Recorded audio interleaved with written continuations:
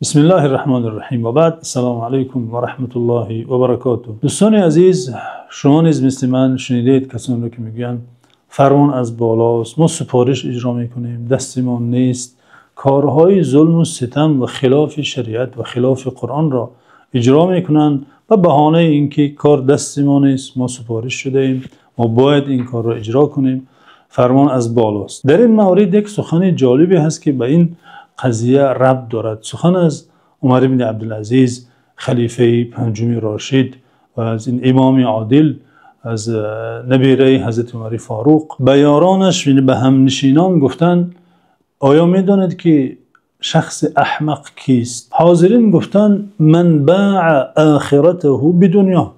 احمق در نظر ما کسی است که آخرتش را به دنیا فروشد، یعنی دنیا را انتخاب کند، به لذت دنیا، به زینت دنیا مشغول شود، در حب دنیا، در محبت دنیا غرق شود و آخرتش را فراموش کند.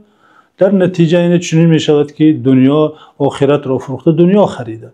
گفتن احمق یعنی شخص بی عقل، در نظر ما همین کس است. اما عمر بن عبدالعزیز، این خلیفه صاحب بصیرت و این امام عادل و محدث و فقیه، گفتن میخواهید من شخص احمق تر از این کس رو برای شما خبر دهم کیست؟ شخصی که باع آخرته بدنیا غیره، شخصی که آخرتش را برای دنیای کسی دیگر فروشد. یعنی اون شخص اول اقلا خودش از دنیای خودش بهره برده، در دنیا غرق شده، دنیا را دوست داشته، آخرت را فراموش کرده، بله، اما یک قدر خودش بهره گرفته از دنیا، از لذت دنیا، از نعمتهای دنیا، به خواهش و شهوتهایش رسیده، آخرت را اگرم از دست داده باشد.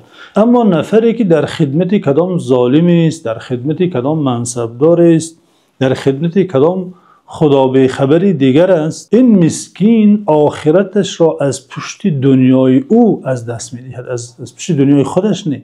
یعنی مسکین آخرتش را از دست داده، ولی منفعت این تجارت خاسر او برای همون ظالم است، برای همون راهبرش است، برای خودش نه. مردم را ظلم کرده، مردم را ستم کرده، فرمان اجرا کرده، کرسی کسی دیگر را مستحکم کرده، پاسبانی کرده، آخرتش را برای دنیای غیر، برای دنیای کسی دیگر فروخته. از این شخص دیده احمقتر کسی نیست واقعا. اینکه یک شخص دنیا را انتخاب کند، به دنیا غرق شود، آخرت را فراموش کند، در اندیشه روز آخرتش نباشد، این خود که خیلی خسارت عظیم است. اما از این دیده خسارت بدتر کسی است که آخرتش را برای دنیای دیگران می فروشد، برای کرسی ظالمان خدمت می کند، برای اجرای فرمانهای ضد خدا و ضد پیامبر و ضد قرآن سعی می کند، آخرتش را به منفعت کسی دیگر می فروشد. قرآن عظیم الشان در مورد چنین کسان می فرماید اولئک الذین اشتروا الضلالة بالهدى والعذاب بالمغفرة. یعنی قرآن میگوید این طایفه کسانی هستند که هدایت را فروخته ضلالت خریدند و مغفرت و نعمت آخرت را فروخته برای خود عذاب خریدند. این معنا در حدیث مبارک نیست که آن را امام ابن ماجه روایت کرده آمده. پیامبر صلی الله علیه و سلم فرمودند